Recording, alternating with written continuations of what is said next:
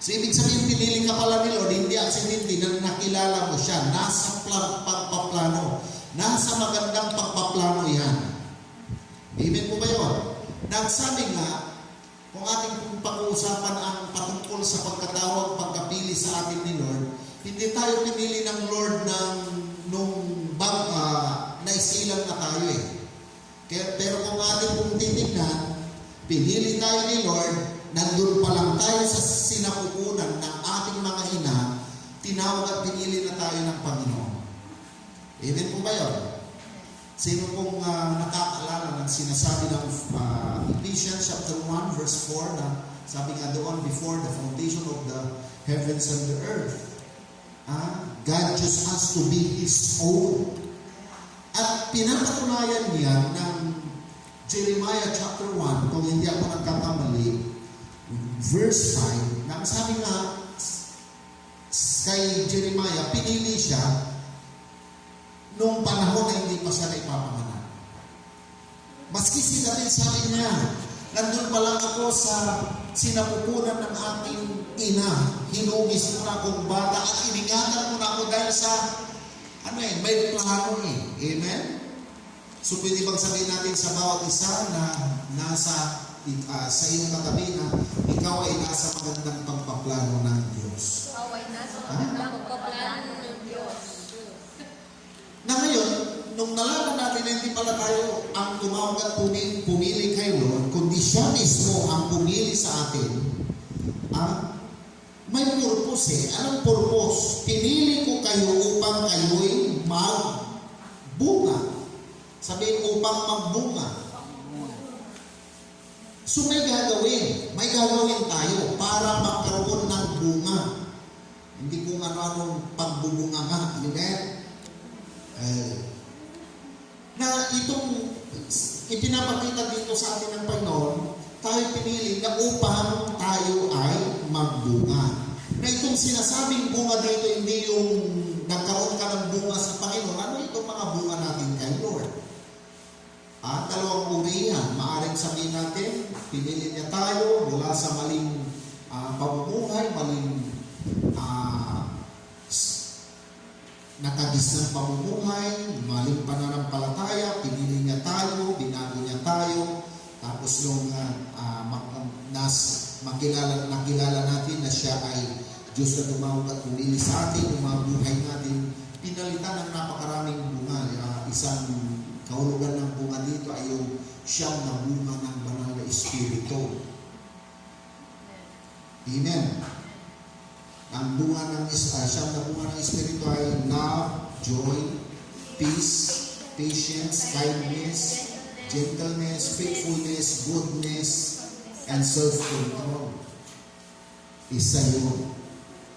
Pangalawang bunga po ito, yung nakakilala tayo kay Lord, na ibahagi natin ang pag-ibig ng Panginoon, kabutihan ng Panginoon, pagpapala ng Panginoon. Yun yung trabaho natin magkaroon ng bunga talaga. Na itong bunga na tinutukoy dito ng Panginoon ay yung abutin ang bawat isang tao, bawat sino man, mailapit sa Panginoon. Na kapag nailapit natin sila sa Panginoon, hindi yung nailapit ngayon, 1 linggo, 2 linggo, hanggang 1 buwan, nawawala na sila. Kundi ang sabi nga dito, upang kayo'y magbunga at manatili ang inyong bunga. Alam niyo ito. Kung gusto natin na yung buhay natin hindi na magiging kagaya ng dati, dapat yung bunga natin nananatili kay Lord. Bakit? Sabi dito, sabi nga dito, pinili ko kayo upang kayo'y magbunga at manatili ang inyong bunga. Dalawa yan, magbunga at para manatili yung bungang nyo. So kaya pala may secret dito na ipinakita na kapag nagkaroon tayo ng bunga sa Panginoon, yung mga nakaakay tayo, dapat inaalagaan po pala yun. Na kasi kapag yung na-win natin o naakay natin, naalagaan natin, nanatili sila, may reward. Anong reward? Ito, pinili ko kayo upang kayo'y magbunga at manatili ang inyong bunga upang ang anumang hingin ninyo sa Ama sa aking pangalan ay ibibigay sa inyo. Ito yung ang interpretation ng ating mahal na bishop dito ay blank check ito sa mga umaakay, nag-aalaga at nananatili yung kanilang bunga sa Panginoon. Kapag ito pala, napag-ingatan natin ito, napagtuunan natin ng pansin ito, mayroong blank check na anuman ang hilingin. O di ba, pag ang blank check, anuman ang amount na ilista mo, isulat mo, yun ang uwi-withdraw mo. Para kay Lord, ang pananaw niya dito, hindi kawalan o hindi kaabalahan ang mag-akay. Meron pala itong kapalit na biyayang galing sa Diyos. Amen po ba yun? Kaya pala. So ngayon, ang tanong dito, mahirap ba mag-akay ng kaluluwa? Mahirap ba?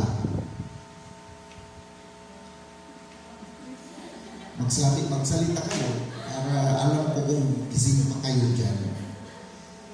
Di ba hindi mahirap? Sinong nagsasabing mahirap at sinong nagsasabing hindi mahirap? Depende sa sitwasyon. Ha? Depende sa sitwasyon. Hindi. Huwag kayong magdidepende sa sitwasyon. Yung in your own opinion. Ha?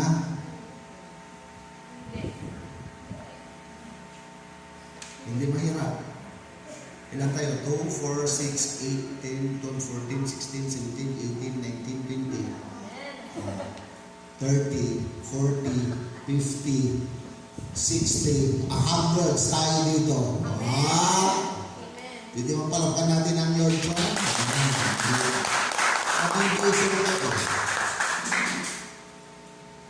Okay. So mag-ano tayo?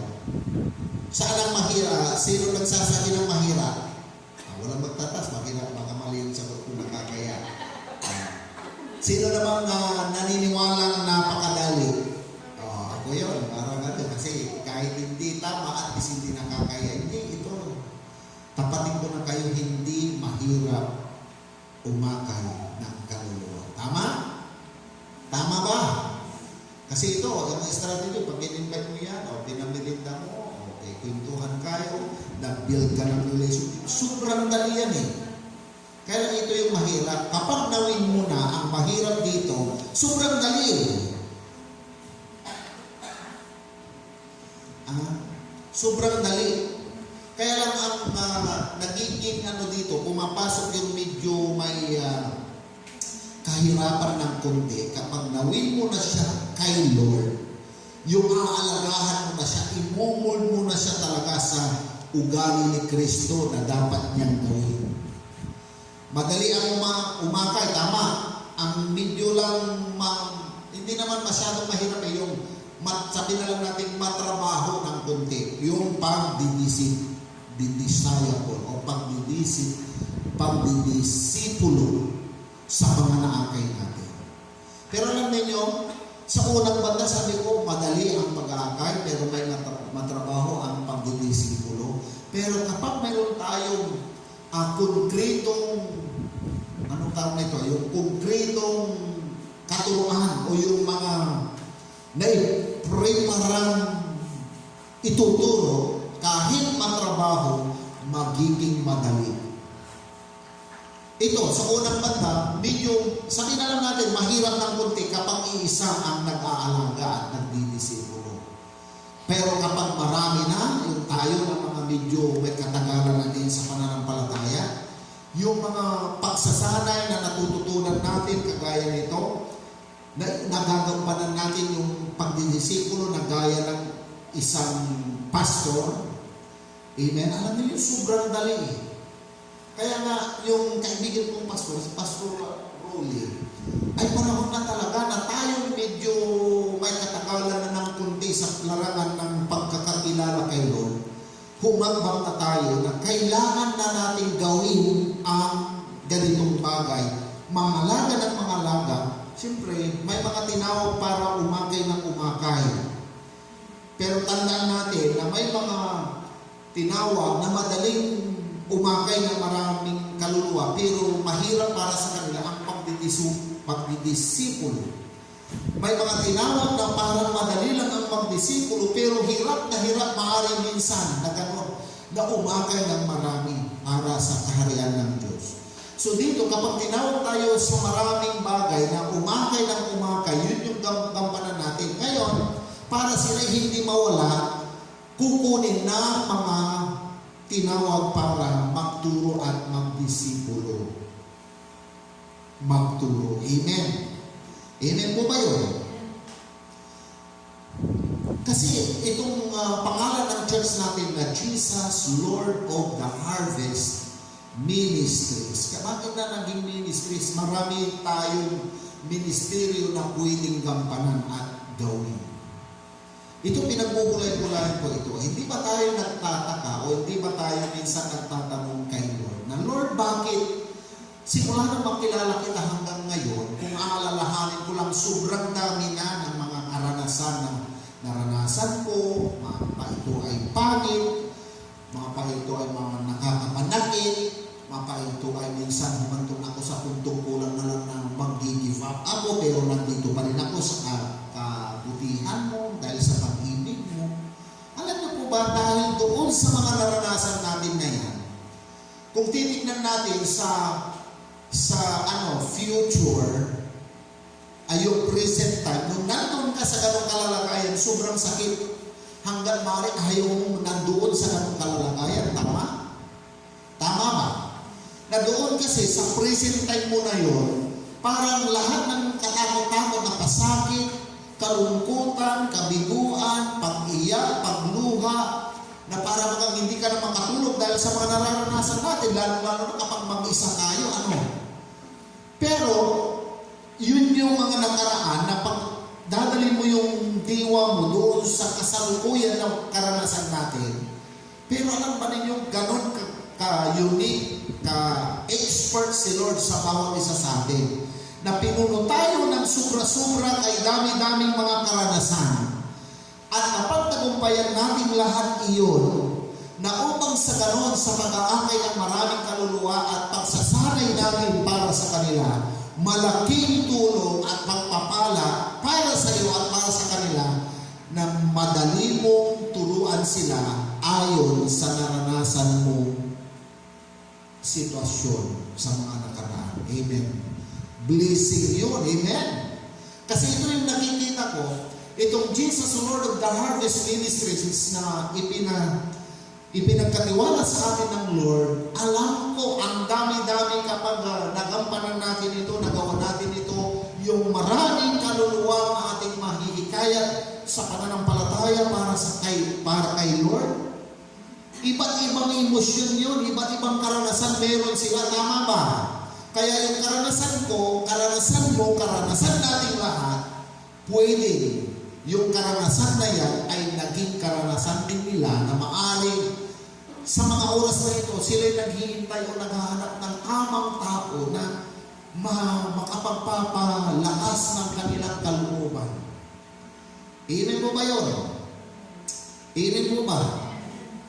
Na kung minsan hindi natin may maintindihan bakit gano'n, inabando na ako ng tatay ko, parang gano'n, nireject ako, parang gano'n, hindi ko ma-feel yung real love talaga.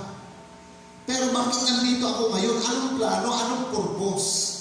Kasi nga, maaring yung karanasan na yan ay bibigyan ka ng maraming anak sa karyaan ng Diyos na yan, karanasan na yan, magiging pagpapala na kalaunan para sa kanila. At magiging epektibo tayong taga-akay at tagapagturo ng napakagandang aral na natutunan natin dahil napagdaanan natin talaga yung mga bagay-bagay na yun. Amen po ba yun? Oo. Ako, siguro, Sa mga taong nakaranas ng rejection, yung parang hindi mo maramdaman yung tunay na pagmamahal sa pamilya, yung hahawakan mo yung tatay mo sa kamay tapos bigla kang gagalunin, ay talagang, ay grabe. At the age of 8 years old, nung nasa may isip na rin ako noon, yung hahawakan ko yung kamay ng tatay ko. Papunta kaming bayan, tapos bigla-biglang sinabi sa akin, huwag nga akong hawak-hawakan dyan, hindi naman kita anak eh. Alam mo ba yung parang ang masikip yung puso mo, yung damdamin mo, yung parang, ay talagang grabe. Yung parang gusto mo ng pag-isipan ng masama ang sarili mo, yung parang gusto mo ng ako, alam niyo, humantong kami sa ganung punto. Usapan namin ng aming kapatid, yung sumunod sa akin, bakit pa nga tayo ipinanganak kung ganito rin lang tayo hindi minamahal? Yung parang bagang hindi mo alam kung saan ka lulugar eh. Nagbawat kilos mo, dinumiruhin. Kaya nga, maski yung maglaro-laro ka ng basketball or makipaglaro ng kung ano-anong laro dyan sa mga kaibigan mo. Kaya nga nung kami naging bata, ingit na ingit kami sa mga taong, mga kagaya namin ng mga bata, nakikipaglaro. Kasi sila, ramdam namin malaya sila. Nagagawa nila yung makikipagtawanan, makikipagbiruan, pero sa amin hindi. Pero alam niyo, ngayon ko na-realize na maaaring yung karanasan na yung pinadana ko ng Lord doon upang hanapin o upang palakasin ang damdamin ng mga klaseng taong gano'n na nakakaranas ng rejection din. Sinong naniniwala na ang tao marami silang gustong mahanap o makita na para maramdaman nila na may kakampi sila. At tayo yun. Amen? Amen po ba yun? Kaya nga minsan ito, napapansin natin na minsan parang okay lang sa atin na hindi natin ito magampanan dahil ang tagal pa naman ang pagdating ng Panginoon. Pero ang nakakalungkot dito, totoo nga na maaaring sa oras natin bilang tao ay sobrang tagal pa. Pero sabi ng salita ng Lord sa 2 Peter chapter 3, beginning verse 9 and 10, nagsabi nga doon, kaya nga ang Lord hindi pa siya dumarating kasi binibigyan pa talaga ng tsansa yung mga tao makapagsisi, makapanumbalik kay Lord, ayaw niya kung maaari ang may mapahamak. At kung ating i-realize lang, sabi ng verse na yun, na yung isang araw para kay Lord, 1,000 taon natin dito. At yung 1,000 taon natin dito sa lupa ay isang araw lang para kay Lord. So, kung titignan natin, sobrang bilis talaga ng panahon. Tingnan ninyo, kahit na sa mga oras natin ngayon, anong date na ngayon? March 11 na. Sobrang bilis. Kaya nga, yung verse natin ginagamit bilang ito yung verse ng ating ministeryo, sinabi sa kanila na karami ang aanihin, ngunit kukunti ang pag-aani. Igalangin ninyo sa may-ari ng aanihin na magpadala siya ng mag-aani. Amen. Sino po kaya ang ipapadala ni Lord na mag-aani? Tayo yun. Amen? Tayo yun. Amen? Parang hindi kayo kumbinsido. Tayo po ba yun? Ngayon, dahil tayo yun, ito. Kaya parang dami-daming karanasan na meron tayo. Kasi kapag nandito sila, bawat isa sa kanila, dapat walang mapabayaan. Amen. Kaya nasabi nga ni Bishop, ang ganda-ganda ang nangyaring 3 days Grand Convention namin sa Piñero. Ang daming napag-usapan, ang daming na-cater na mga suggestions dapat gawin. At isa sa sinabi ni Bishop, bawat posisyon sa bawat iglesia dapat walang makatwid, lalagyan ng tao. Ngayon sabi niya, kung may mga nasa pwesto na hindi naman activate yung kanilang katungkulan, pwede naman pansamantalang bababa, papalitan muna ng ilalagay. Pero hanggat maaari, huwag na natin gawin yun. Hanggat maaari, yung mga dating nandiyan na sa posisyon, anumang katungkulan meron tayo, dadagdagan na lang natin. Pero huwag tayo magbabawas. Amen? Okay, so walang problema sa pag-aani. Ang parang medyo may konting pressure o dami ng trabaho sa pagsasanay at pagbibisino. Pero kung ano po ang tatanungin ninyo, nag-iisip ako ng mga simpleng katuruan lamang na mga puro basic lang lahat. Na ang bawat isa sa atin na magiging kabahagi sa ganitong pagpaplano ng paghihikayat para sa marami, dapat balikan natin yung mga simple at mga basic lang na mga katuruan. Amen. Bakit? Kasi nga hindi ang pagiging malabong Kristiyano hindi yung tagal ng ating ng pananatili na pagpasok sa loob ng church, kundi yung mga natututunan natin na isasagawa dapat. At ito, balikan natin yung mga simpleng bagay na minsan, ang tagal na nga tayo minsan, pero minsan may mga nakakaligtaan tayo. Na ang desire ko po kasi dito, kapag ito grinan ni Lord o naibigay, pinahintulutan ng Panginoon yung maraming kaluluwang ating maaangkay, dapat maramdaman nila na tayo mga nauna sa kanila ay mayroon talagang natututunan. Nasa ayos. Amen. Kagaya ng ni Pastor Rory, sabi nga niya, alam mo, sinubukan ko yung membro ko, sige nga, basahin mo nga ito. Minsan mali-mali, Tagalog na nga, medyo mali-mali pa ang pagkabasa. Kaya mahalaga ang pagsasanay. Kaya nga, ito dapat flexible tayo. Kapag ang taong kaharap mo ay parang ang event, halimbawa ay pangyayari sa isang bulwagan na lahat ng tao doon hindi pa rin pareho, lumugar tayo ng konti. Amen.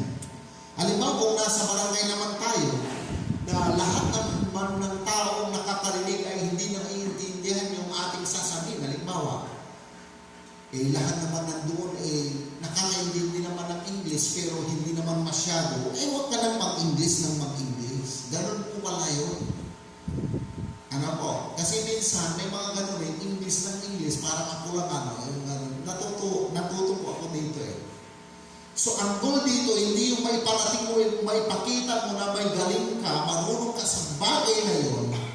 Hindi yun kundi yung maiparating mo yung gusto mong sabihin para sa kanila. Kahit na nagtatagalan ka o nagpapangasinan ka o kung anong salita yung kanilang naiintindihan na sinasabi mo, hindi yun yung parang hindi ka marunong mag-English, hindi ka magaling, hindi yun. So dito, lulugar tayo. Pero hindi ko naman sinasabing ang pagsasalita ng iba't ibang salita ay hindi maganda. Ilulugar. Amen?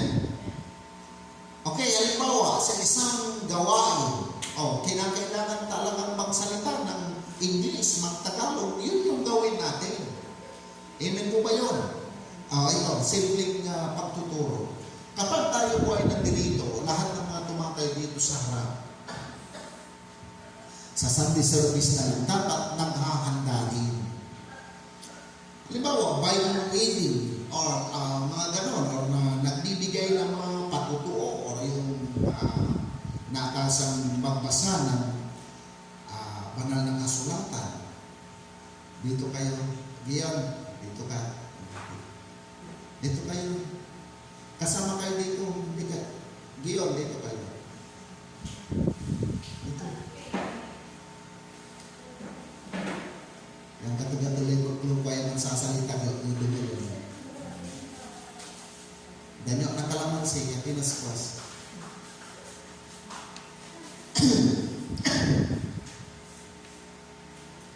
Kailangan ang paghahanda. Halimbawa, simple lang na paglilingkod. Ikaw naman ang magbasa ng scriptural reading ka. Okay. Kapag taga pagbabasa, Tagalog dire-diretso.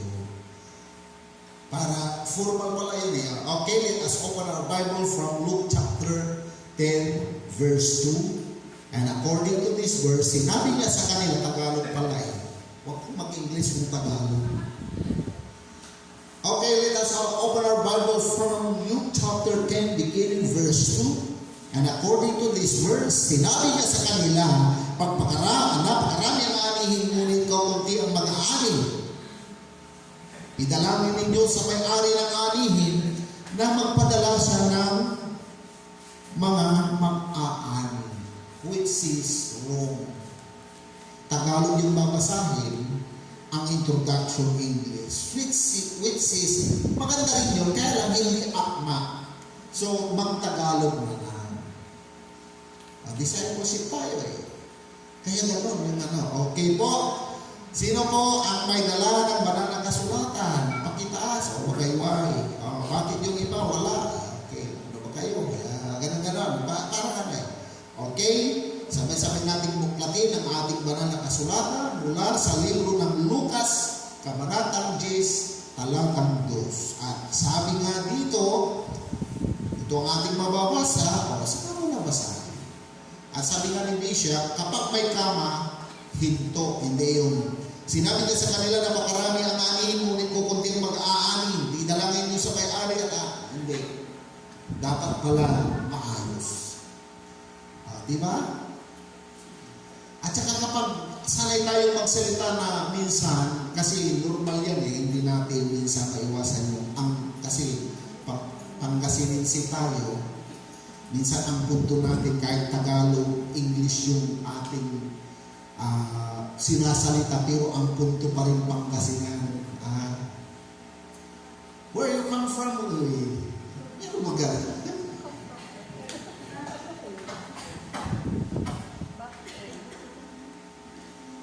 Bakit ka nandito? Tagalog, pero puntong Pangasinan.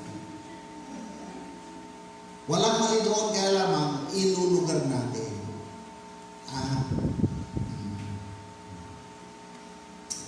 Para kapag medyo pumasok din dito si brother and sister professional, hindi tayo pag-iiwanan, ay ang ganda doon. Amen. Halimbawa, kung ang punto natin parang puntong sinara may ipsi tayo kasalan, bailian, nawa. Ararate Kristiyano tan. Ito yung natin nyo, magpatuto kayo, sa ng katawan, hindi church po ito. Amen. Hindi naman ako marunong eh, hindi. Alam niyo, we can be a professionals if we learn how to imitate others. Na yung pag-imitate, hindi naman yan may copyright eh.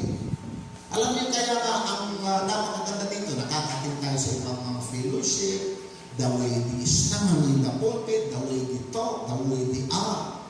Pag-aralan natin ng konti. Na hindi naman tayo dito, hindi natin dito pino-force yung maging perfect eh. Pero yung ang goal lang natin dito ay yung maging presentable. Kaya ako pinipilit ko talagang kahit Pilipino ako, kapag English ang kausap ko kahit na talagang pinipilit ko maging kagaya niya. Pero hindi ako nag-aarte.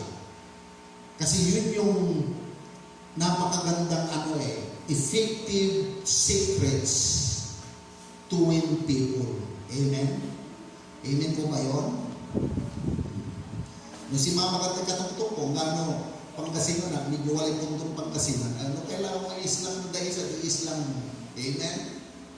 Yun yung punto natin dito. Sige po, mga magulang at mga kapatid, yaman tayo nagkakatipon, marapat na tayo po ay magbigay ng mga pasasalamat, pagpupuri para kay Lord. Sino po ang mga gustong mauna? Sapagkat alam po ba ninyo na kapag tayo nakapagpapatotoo, ang Lord ay natutuwa at nagagalak, yung patotoong ginawa niya sa inyo, may susunod pang pangalawa, pangatlo, at marami pa. Dapat gano'n, kung big dragon lang, huwag kang parang nanginginig ng nanginginig. Amen po ba yun? Ang sikreto na natutunan ko sa pagtuturo, yung ako po ay sinasanay na magturo ng theology sa Bible School. Yung aming director, aking sinasagutuhan, si Bishop Mike Gomez. Kasi may panginginig talaga eh. Tututuruan puro mga senior pastors from different municipalities. Di kalibre yan, yung mga pastor na yan eh. Kaya ang dating sa akin lagi, kapag naatasan akong magturo, may panginginig. Yung parang nai-intimidate ako, natatakot ako. Pero sabi niya, alam mo, pastor, sabi niya, yung ituturo mo, hindi pa naman nila yan alam eh. So ang magandang gawin mo dito is be calm. Ang sabi niya, maging kalmado ka, basta isipin mo palagi yung alam mo, hindi nila alam. Kahit pastor sila, yung ituturo mo, hindi pa nila alam yan. Kaya nung nakita ko yung ganong sikreto, kaya kapag ako nagtuturo, kahit maginig-ginig, pati hararamay dyan, at puti-puti kumanggil, di ba? Eh, siyempre, Inglesero ako, tapos hindi ako makapag-English. Pero I force myself. Hindi aksidente nagkaroon tayo ng internet connection dito. Nagsabi ko, how to be a fluent in English like a native speaker. And there's a lot of suggestions and tips na natutunan ko, ina-apply ko. Dali lang. Amen. So maging lang tayo, gawin natin ito. Amen. Amen po ba? Kaya nga, kung atin pong babalikan, ang Matthew chapter 28, sino dito, yung gusto niyang kahit saan tayo pumaroon, kasama natin ang Panginoon. Samang tayo lumako, nandoon ang pagsama ng Panginoon. Ito yung gawin natin. Mula sa libro ng Matthew, maybe hanggang 20. Na-apply ko kagad. Sabi nga dito sa Tagalog, kaya't habang kayo'y humahayo, gawin ninyong alagad ko ang mga tao sa lahat ng bansa.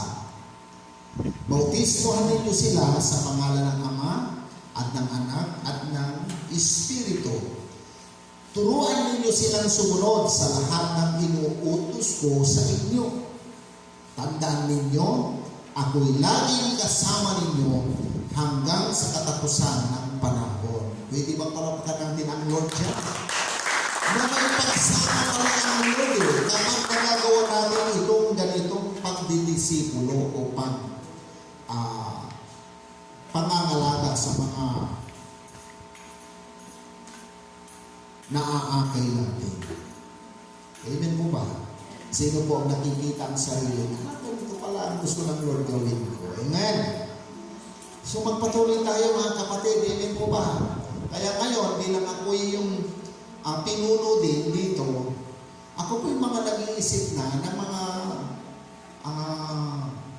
hambangin, na mga simpleng bagay lang naman.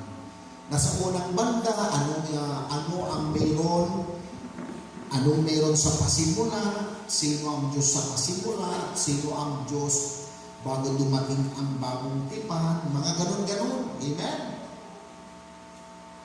Pero ito, sa sentro ng ating pong ministeryo, bagamat hindi muna tayo nagfo-focus sa mga doktrinang malalalim, dito muna tayo sa mababaw. Mahal ka ng Diyos, kahit makasalanan ka, kung ikaw ay maghihingi ng tawad, patatawarin ka ng Diyos. Amen? Ang Diyos ay galit sa kasalanan, pero iniibig niya ang nagkakasala. Diruin mo, sa dinami-dami ng naging tao sa buong mundo, isa kang espesyal sa paningin ng Diyos. O papasok na yung sinasabi ng John chapter 10 verse. Anong verse yung mami? Sa Luke chapter 10 verse 2 na the Lord came here to seek which was lost.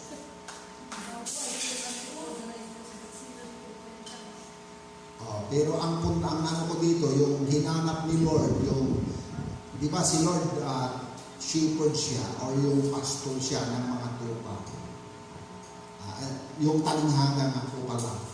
Na may in-explain ng Lord na bilang may isang pastor, nawawala yung isang tupa niya, kaya iniwanan ng pastor yung siyam na po siyam at hinanap yung nag-iisa. Yan po ay mga talinghagang ganon kamahal ng Diyos ang bawat isa sa atin. Kaya nga yung pagparito ng Lord sa mundong ibabaw ay nakaplano para kayo, ako, tayong lahat ay mailagay sa tamang katawagan at destinasyon.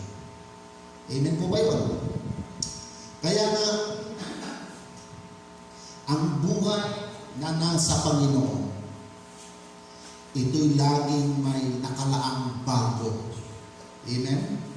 Kaya nga, yung sabi ng 2 Corinthians chapter 15 verse 7, if anyone be in Christ, he is a new creation.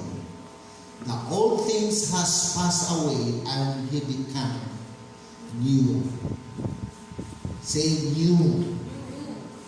Okay. So sa Panginoon, ang buhay binabago. Amen. Kaya nga lahat, sabi natin sa John, ang sabi niya, ang sino man nakikinig ng salita ng Diyos ay inilipat na mula sa kamatayan patungo sa buhay. May pagtawid palagi. Amen? Amen po ba?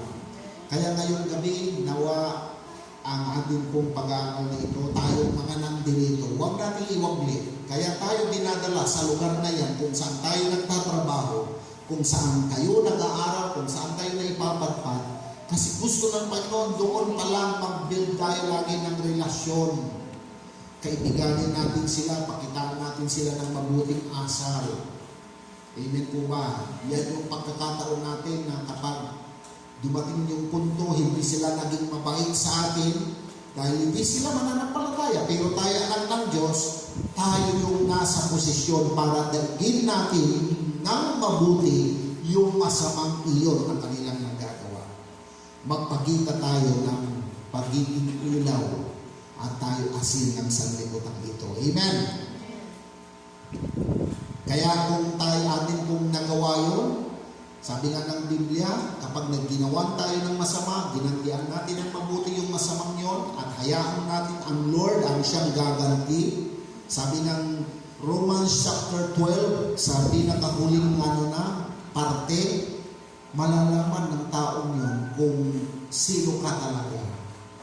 At sabi nga, mapapahiya sila sa kanilang kasamang ginagawa at mapagtatanto nilang tunay nga itong kaibigan kong ito, kaklase kong ito, katrabaho kong ito, ay tunay na talagang siya ay anak ng Diyos. Amen. O, di ba nakaka-proud yung tawagin tayo, ay anak ng Diyos talaga yan. Amen. Amen po ba yun? Pwede ba palapakan natin ang Lord yan? May magsabi, ay talagang anak ng Diyos talaga. Pero ito, yung pagiging anak tayo ng Lord, huwag na huwag din yung aangkinin. Kapag may nagawan ka ng mabuti, at sasabihin sa iyo, ay talagang pasalamat ako kay Lord, hugulog ka talaga ng langit. Tapos para ka namang na proud, huwag mong tanggapin yung hulog ka ng langit. Kasi yung hulog ng langit, sa original talagang pangyayari, walang ibang hulog ng langit na ibinagsak ng Diyos mula sa langit patungo dito. Si Satanas yun. Amen. Kaya, uy, hulog ka ng langit. Wag po. Kasi siya lang ang nag-iisang hulog ng langit. Si Lucifer na naging Satanas. Amen? Ang dating pangalan niya ay Chiro na naging Lucifer na naging Satanas na hanggang napasama. Siya yun. At yung pwesto niya siya ang hulog ng langit, huwag mong angkinin yun. Amen? Uy, salamat ha, talagang hulog ka ng langit. Ay, wala yun. Ay, hindi po. Sabihin nyo na lang, kayo po ay napagpala dahil sa akin ang pinang hulog ako ng langit. Hindi ko tinatanggap yan. Amen. Yun yung naka-turn lang na minsan pag hindi natin ukulan ng pansin, hindi natin malalaman. Amen. Kasi kapag hulog ka ng langit, ikinukumpara ka na kay Satanas, hindi naman tayo gano'n. Amen? Anak tayo ni Lord. Amen? So this evening, I believe that the Lord is powerful enough na para na naabot tayo sa kung sino tayo ngayon. We are called to be the servant, the laborers of Yahweh, our Creator. Amen. Good evening and God bless.